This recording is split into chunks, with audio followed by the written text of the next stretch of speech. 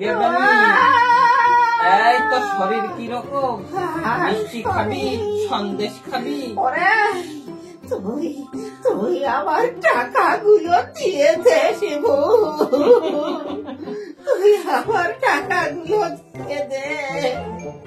তুই আগে ভালোই চিতায় ওঠ, তারপর আমি টাকাটা তোর ছেলের কাছে দিয়ে যাবো।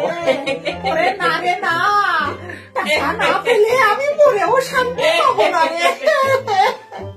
তুই আমার টাকাটা দিয়ে যা। শিবু কি আসলেই বেলির টাকাটা দিয়েছিল?